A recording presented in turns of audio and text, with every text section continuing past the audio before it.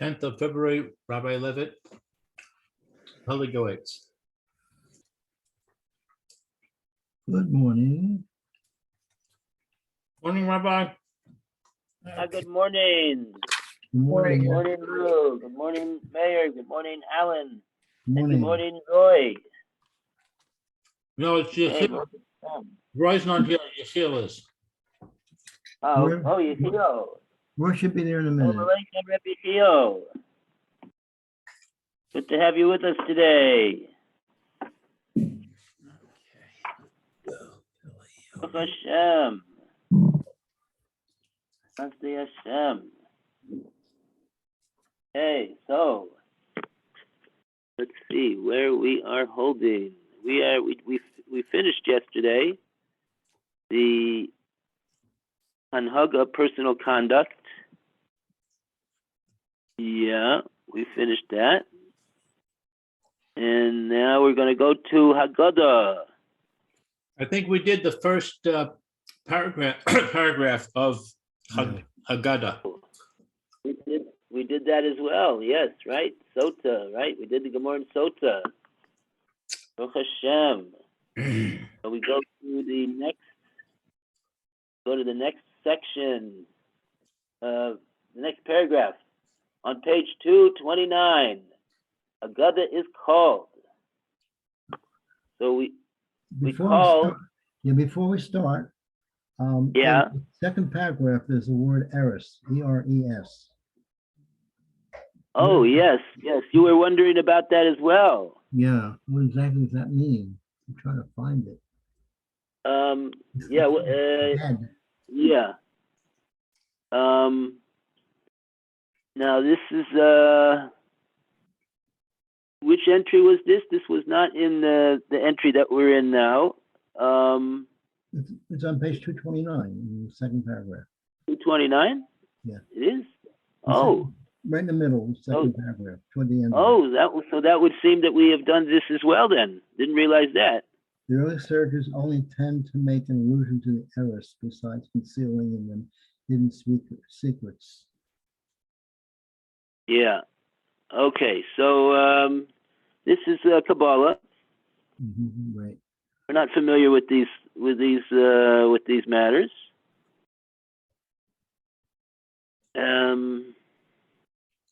Yeah. Let's see. What is the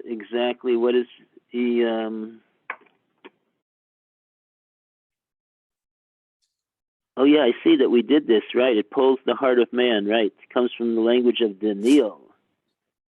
It's an allusion to the errors.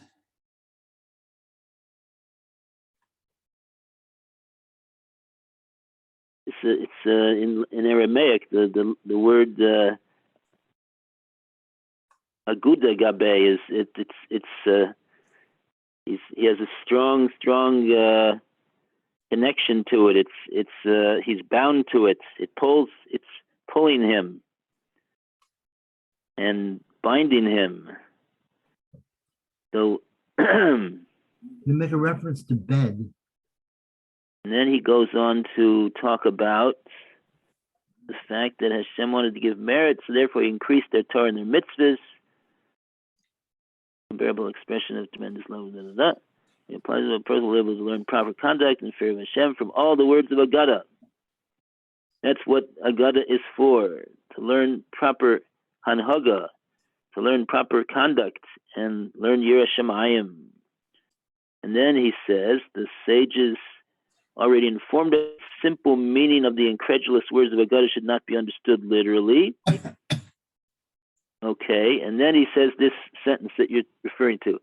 The earlier sages only intended to make an allusion to the eris, besides concealing in them hidden secrets.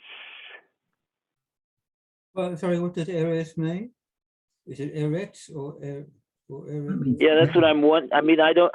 This is Kabbalah, so I'm not so familiar with this. I'm just going to look in the Pele Yoetz to make sure that he spells it correct. That the word has been spelled correctly over here altogether. It means bed. I don't. I might just have a look in the back of, in the index of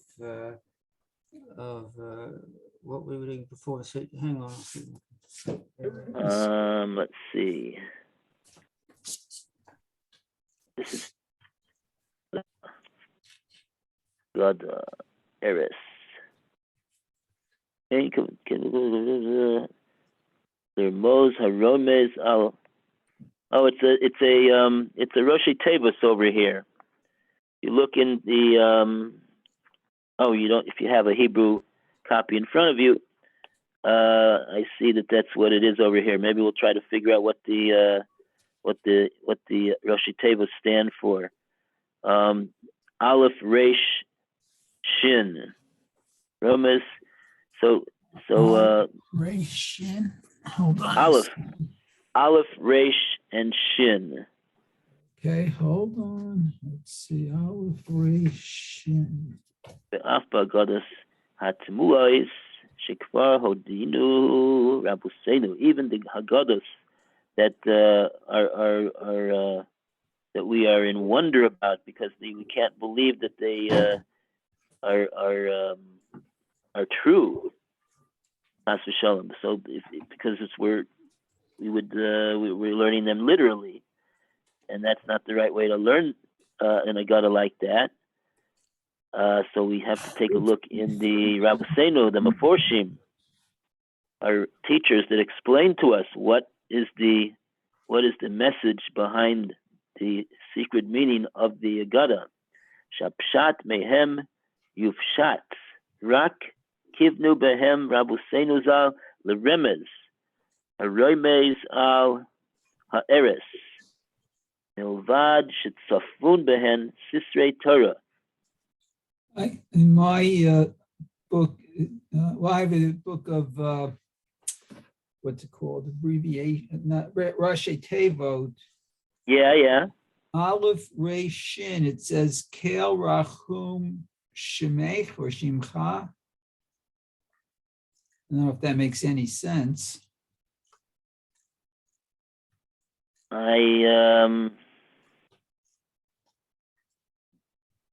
I don't know. The I'm not sure. allusion to the Eresh. Eres. Yeah. But you're saying it's Aleph Rei Shin, right? Oh yeah. So it's actually not Eris with an S. It should be ERESH. Yeah. Because it's a shin, not a sin. So I don't know why you translated it like that altogether, but What's the anyway. Beds of the righteous. What's that? Beds of the righteous. The Torah impressed upon us enormous size of Og. To behold, this bed is a bed of iron. Maybe. Oh, so much here. Where is that you're reading from, Alan? Or Sameach. Or Sameach? Yeah, Beds of the Righteous. By Rabbi Reuben Chaim Klein. www.ohr.edu. He's explaining this Aleph Rei Shin. They're talking about the size of the bed of Og. Behold, this bed is a bed eres of iron.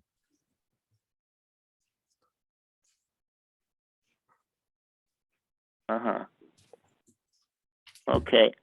Okay, hold on a second.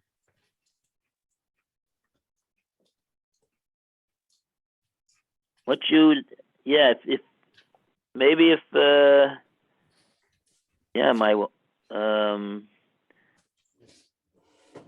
maybe if you Google it, Aleph Rei Shin.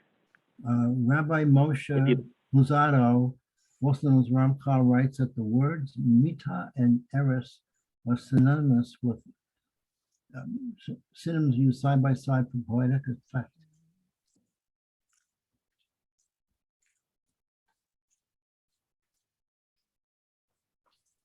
I didn't hear that. What was the Ramchal talks about it. this word? This Mita and eris are synonyms used side by side for poetic effect. theft, stealing. No, poetic effect. I didn't hear. What was again? They use mita as bed and bed erit.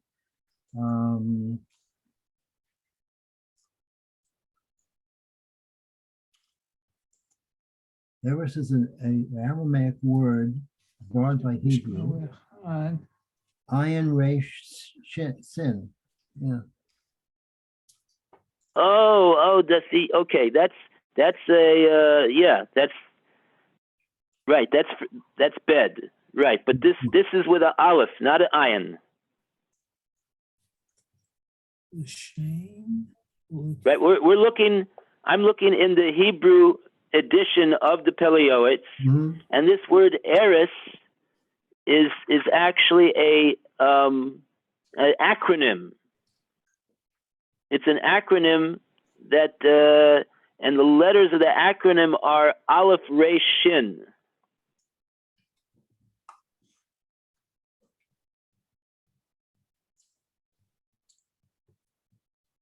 And you can't connect it to anything you've read just before it or just after it.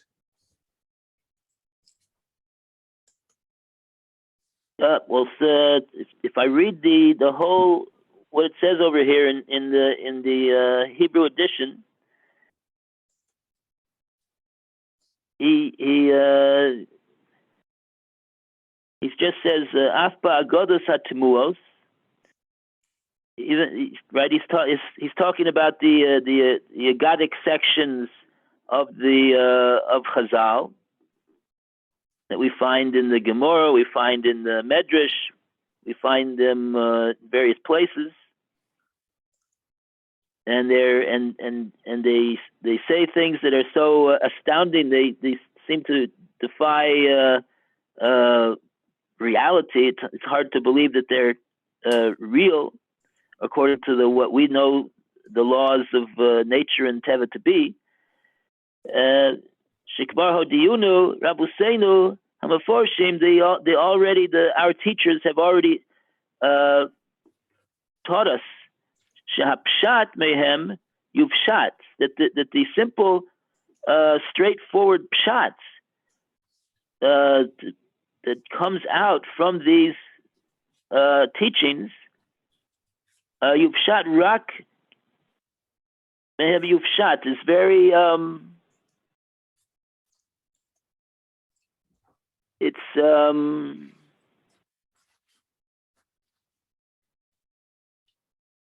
they will be opened up, so to speak, to be able to be accessed and understood. Rak kivnu behem Rabbuseinu l'remes, that he said that the Chazal have put inside these seemingly incredulous and unbelievable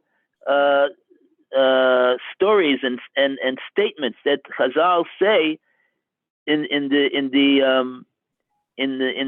Gadata,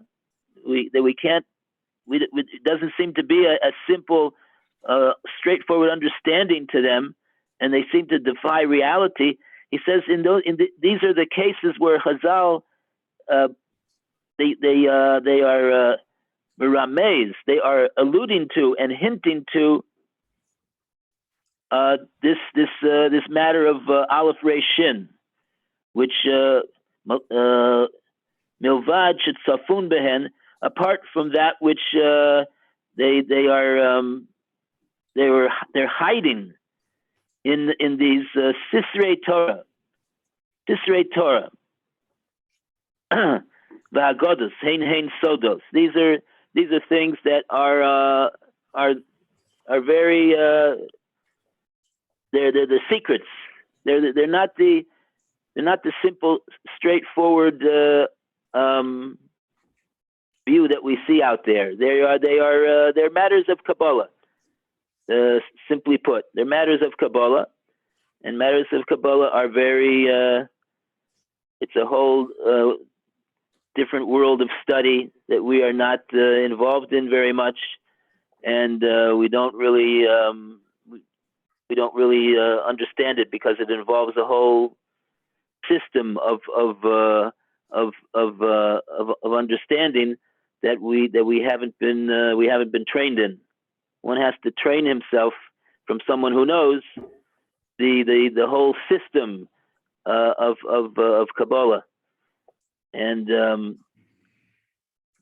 so, in any case, that's what he's saying. Basically, what he's saying is that these passages in the Agada that seem too much to believe are really the Chazal are they cannot be taken they cannot be understood with the tools that we have to understand them. They can only be understood by someone who understands these systems of Kabbalah and this Aleph Resh Shin that he is referring to over here, that we don't know what it is because we're not familiar with Kabbalah. So what do you think he would say about Daf Yomi, which will go through a page that has this kind of Agada on it in an hour?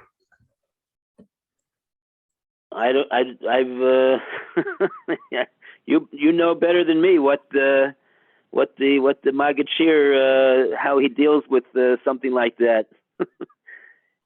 I've done Daf Yomi, and I just go through it just like anything else. There's no time to really delve into it. Yeah.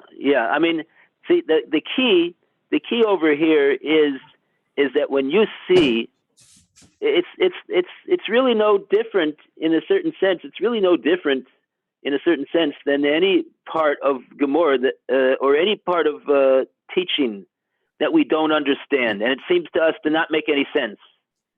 Right? So what do? We have to have a teacher that teaches us and walks us through what it is, what's going on over here, what's involved in this teaching of the Torah, of the rabbis, of the Rishonim and the Achronim. You have to have somebody that knows what it is that it's talking about, and try to put it in such a way that he brings it down to our level that we can access some type of an understanding of it. And so what do? We look in the various commentators. The most famous one and the most authoritative one is the Marsha. Marsha is in the back of a regular Shas Gemara, and he makes it his point to explain all of the Agada. He has in his commentary a special marked off places where he says on this daf, on daf Ayin Hey Amid Aleph, he has a section that says halacha. Here's what I have to say about the halacha in daf Ayin Hey Amid Beis, and here's what I have to say about the Agada in Ayin Hey Amid Beis. And he treats it as it needs to be understood, and he tries to bring it down everything that has been recorded in the Gemara in a way that we can understand. Now, sometimes we'll see from the Marsha that he's brought it down as far as he can, but at the same time, he's assuming that a certain amount of knowledge of hidden secrets of Torah that not everybody knows, and Kabbalah. So what in that case we know? Oh yes, this is a matter that we have to. He's brought it down as far as we can, and the only thing that we could do at that point is to wait until we learn Kabbalah, and then we go back to that Marsha, and then we can see perhaps what really it means. But other than that, there's no way that we can really access it because we're not familiar.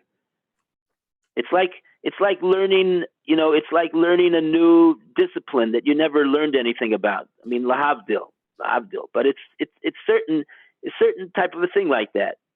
There's certain principles, there's certain foundationary laws or things that you have to know in order to understand the subject. And without knowing those foundationary principles and laws, you won't understand. You won't fully understand or what's being said. And so the same thing, in a certain sense, goes for Kabbalah. It's the whole world, which is based upon principles of the hidden secrets of Torah that have been passed down by Rav Shimon Bar Yochai in the Zohar, and Rizal, and there's people, there's Chachamim that do know about these matters, and they understand them, and they study them. And they can how much can they explain us exactly from what it means? They could bring it down to a certain extent, and beyond that extent, they say, look, you have to know a little bit about the foundationary principles and rules of Kabbalah in order to really understand this concept.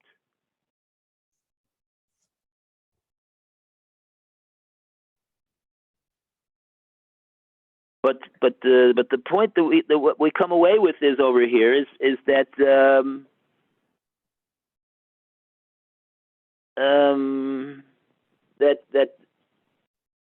we shouldn't come, like he says at the end of the next sentence that he says, and therefore it's he does say, so that's his comment on the running through these things.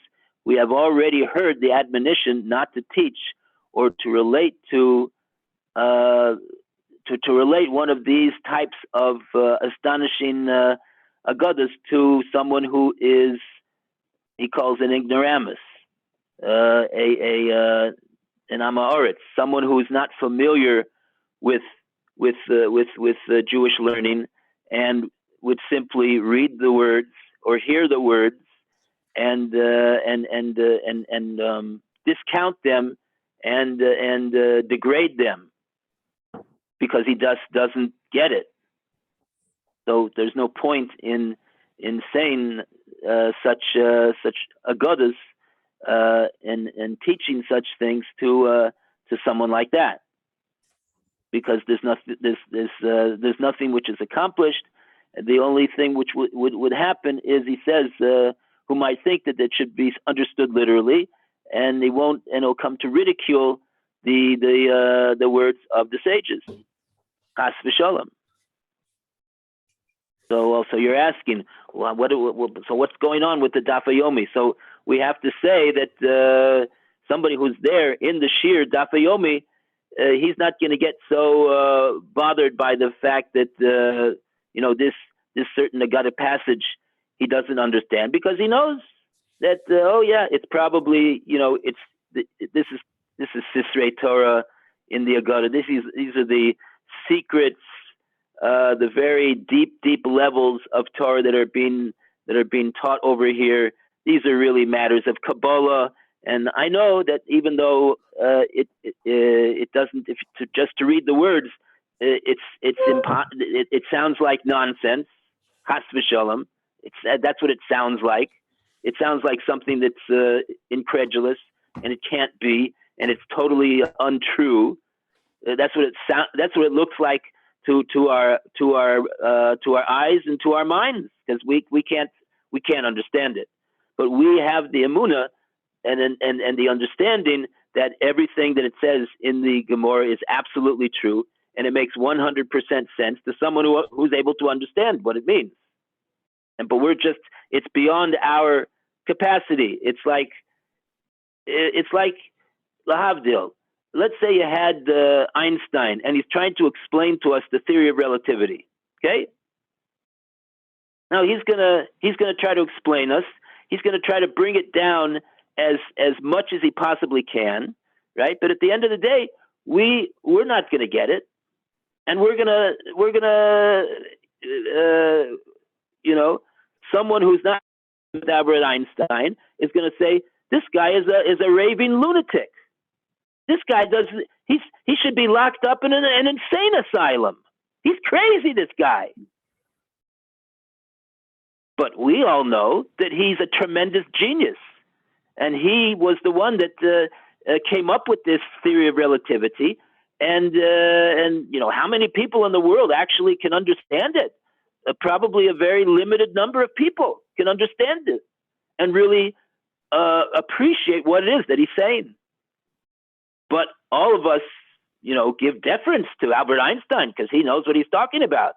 Oh yeah, he's the famous Albert Einstein. I mean, everybody knows that he's a tremendous genius, and he invented this or he discovered this reality about the world, and so on and so forth. No one's going to say that he's insane. Well, we should give the same. We should give this at least the same amount of deference to the rabbis of the Talmud as that we give to Albert Einstein, I believe. They also knew what they were talking about. They also understood what Torah is. And if we don't understand it, if there's something here that we don't know what it is, so we say, yeah, that's what we're trying to do. We're trying to figure out what does this Aleph Resh Shin mean. So we're trying to figure out where what is this referring to even? We don't even know what it's referring to. We don't even know what the Aleph and the Resh and the Shin stand for. So to somebody that knows Kabbalah, they would say, oh, let's teach you Aleph base. This is Aleph, this is base, this is Gimel. This is the first letter. It sounds like this, Ah. And this is when it sounds like Ba. And this is Gimel Kametz Ga. That's what it is. We don't know the Aleph base over here of the Kabbalah. So we're not familiar with this. We're not familiar with it. Beyond us.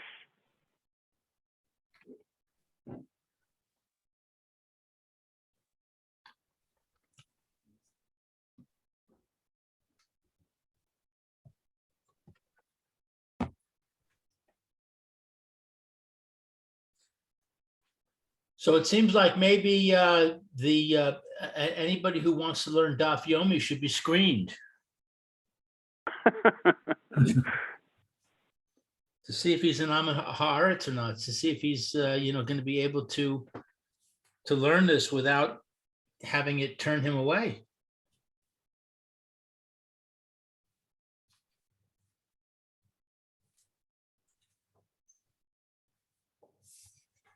Yeah. Okay. People, this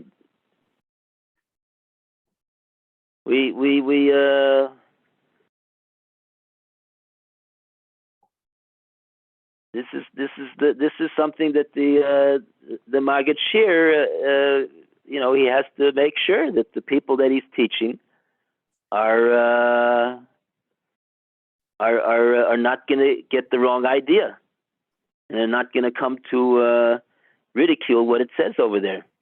Chas v'sholom, chas v'sholom.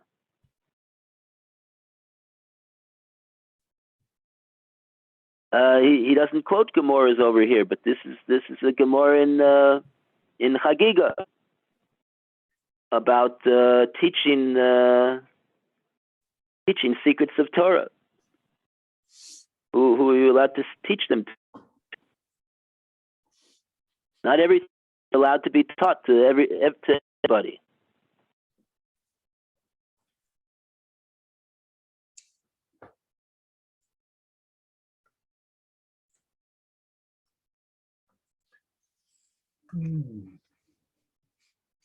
But I think that if you Google these Hebrew, if you put on your computer into Hebrew, and you ask Google what is this referring to, Aleph Resh Shin, they at the very least they'll be able to, hopefully they'll be able to accurately tell you what the Aleph stands for, what the Resh stands for, and what the Shin stands for. Yeah, I tried Googling it. I couldn't get anything from it. No, they didn't know either. Really? Okay. One of them says God, something about what was it? It was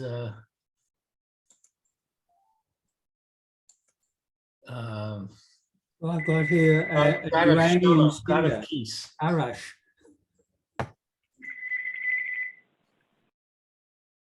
Yeah, Arash. I have engaged. I have Eros, her fiance. Nothing that really looks like it's what we're talking about. Uh-huh. Yeah, you have to. I'll try to ask somebody about this that's familiar with these matters. What is this referring to? And he'll probably smile at me and say, it's that's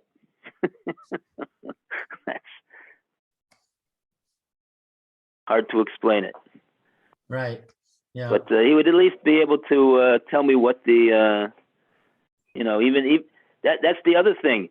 We might find out what Aleph stands for and what Resh stands for, what Shin stands for, and we're given the word, and we'll say, "What's that?" We won't even know what that is either. Right.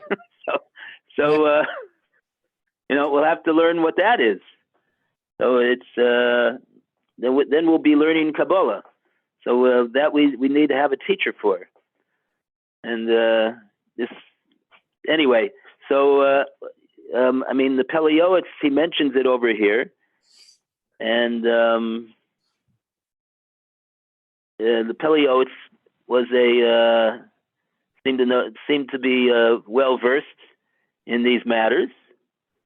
So I guess he's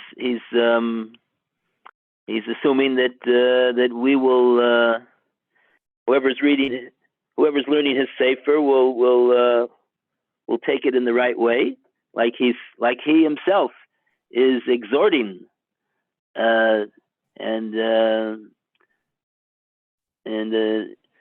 all we really see is something that we just don't know anything about. So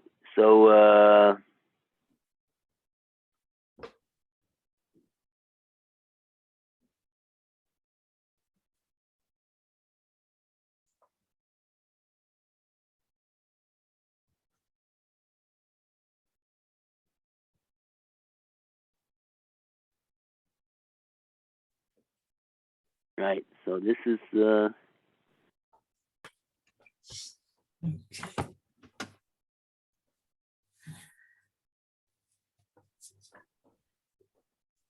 yeah. In most yeshivas,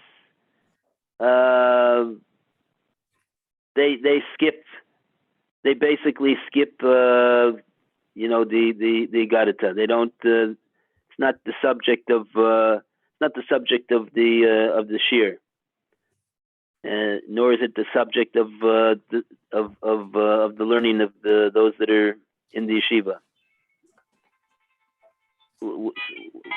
When is it? Because they realize that this is something that it's not. Although we need to hear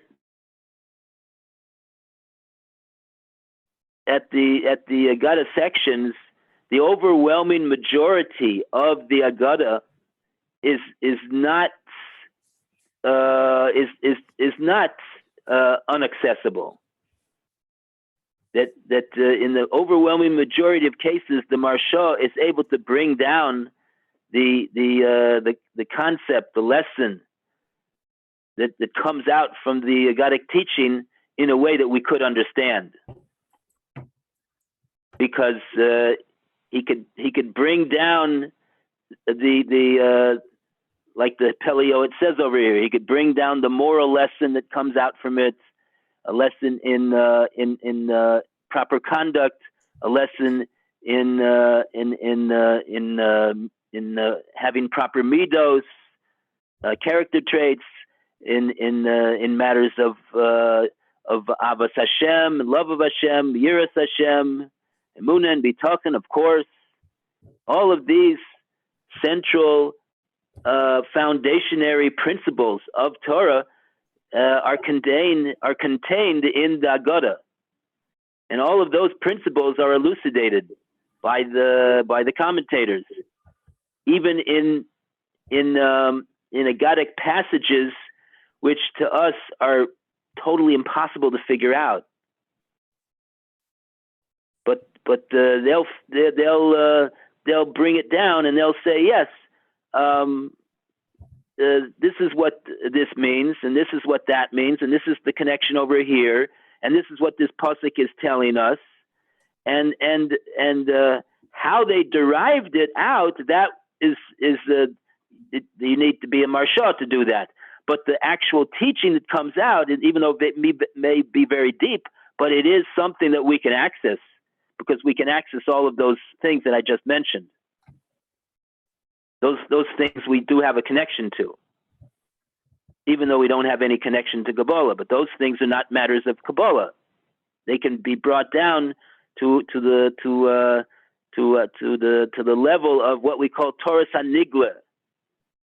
There's two different Torahs, so to speak. It's all one Torah, but when people are talking, when Rabbonim are talking about these types of matters, they'll say there's Torah Sanigla, the revealed Torah, so to speak. How much do you have to pay for damages if you embarrass somebody, right? That's Torah Sanigla. That's the revealed Torah. We can access that concept, that principle, that halacha. Something called Torah Hanis. That's something which is it's not revealed. It's hidden. Because why is it hidden? Because most people are not familiar with it, because they haven't been taught these principles and truths about Hashem's world and about Torah. And so that's what we call Torah Sanister. And that's what this Aleph Rei Shin is referring to. It's referring to something like that. So those things are, those are things that we're not familiar with.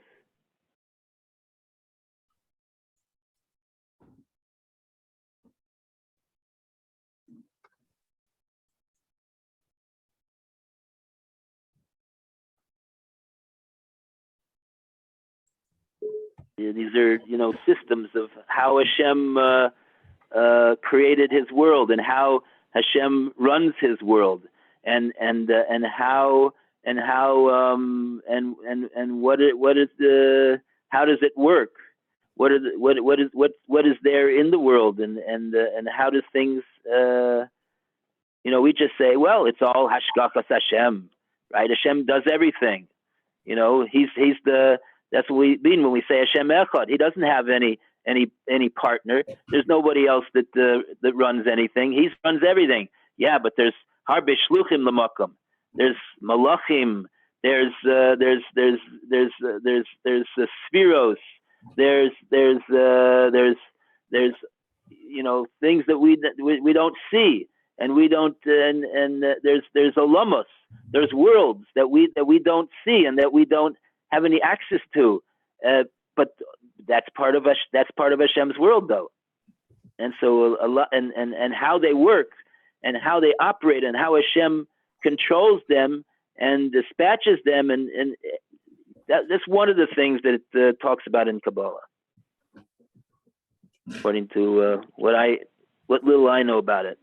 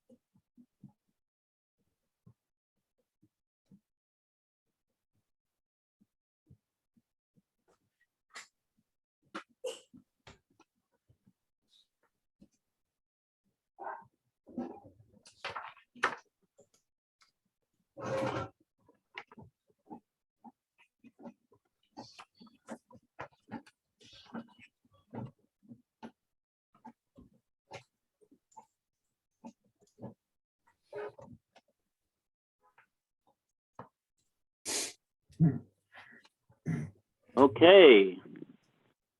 So, any more questions about Agadata?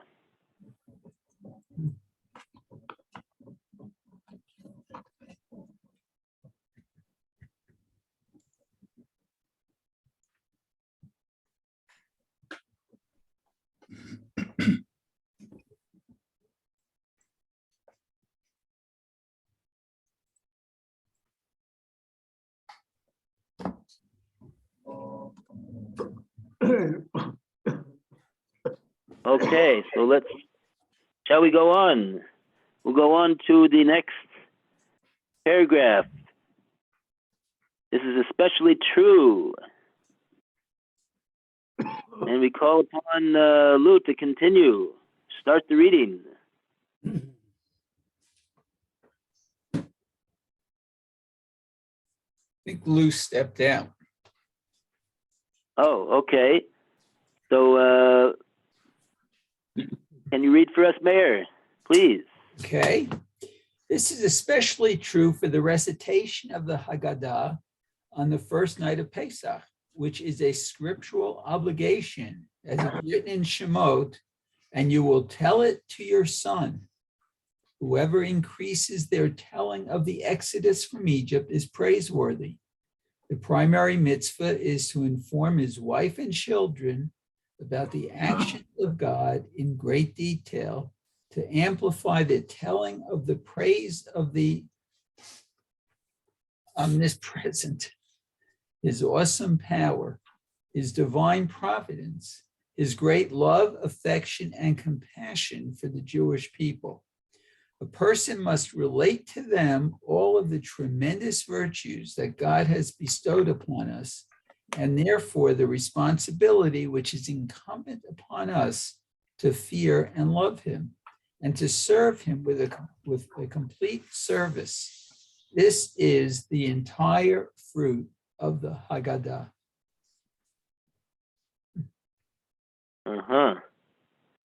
Very good.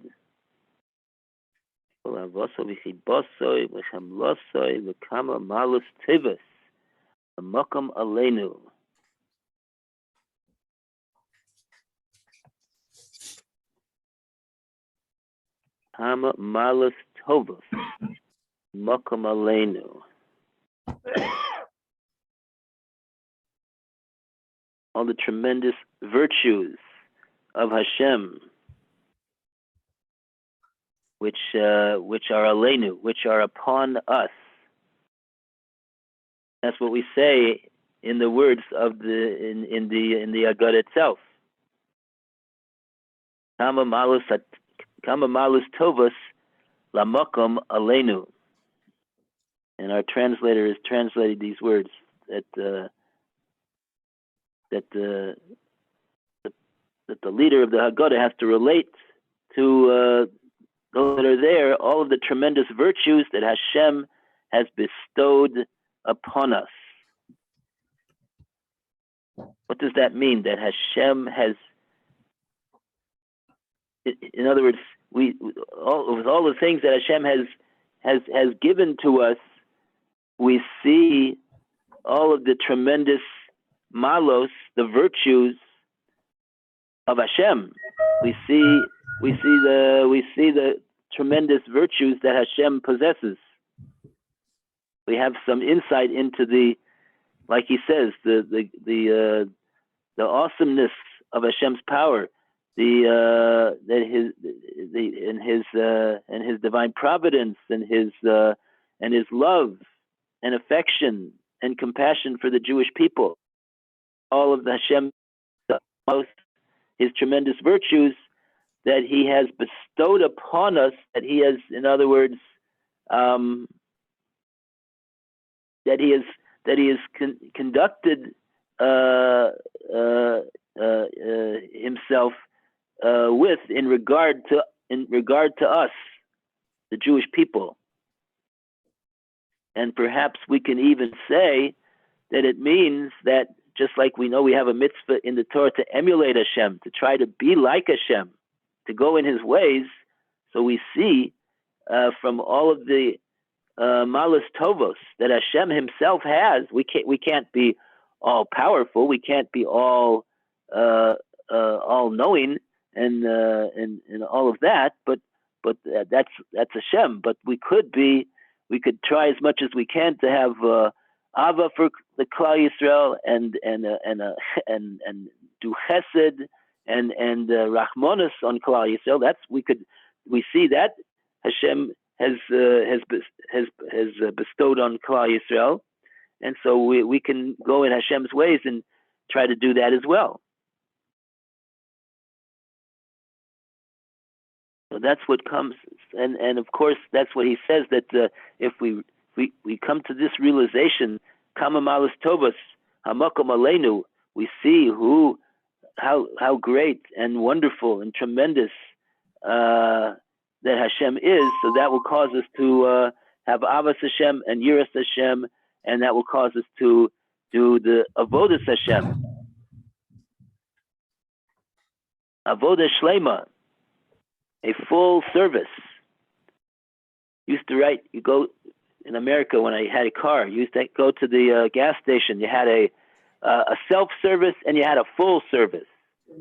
So you had to pay extra for the full service, because full service is it deserves a greater payment. So that's what we want to.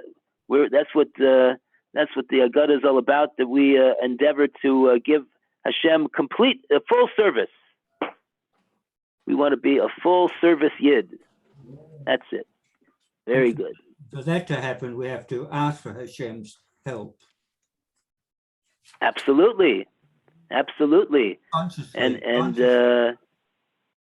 whenever we say in the Shmona Esrei, Atah chonen la'adam das, we say, Hashem, please give us some das, give us some seichel. And what's that seichel? Yira Shemayim, to have an awe and a reverence for Hashem, to do His mitzvahs. That's something we could ask Hashem to give us as a present. Even though we why do we deserve that we should have it? I don't know. Maybe not, but it doesn't matter. Hashem wants us to ask for that, and we believe that Hashem wants to give us this, and all we have to do is, one of the things that we should do is to daven that Hashem give it to us, and that's what it means in the davening. The davening is that we're asking Hashem to give us everything in Ruchnius, everything in Gashmius, Parnasa, Gesund, and also Hashem. Even though we say a Shemaim, everything Chutz Mi'Yireh Shemaim. Oh, it sounds like Yireh Shemaim. Oh, we're on our own. No, we're not on our own. We can choose to ask Hashem to give it to us, and then we'll have it. We have to really show Hashem that we really want it. So maybe we have to learn Mesilas Yesharim and Pele Yoetz and Chovos Halavavos to show Hashem that we want Yireh Shemaim, and so that when we ask for it, we see that it's a true prayer. That's for sure. But at the end of the day, it's a gift from Hashem. Okay, Yashikoyak to everybody for showing up today, and we say goodbye to Meir. Have a Okay. great day. You too now. How's Sarah? Everyone else. How's Sarah? Maya?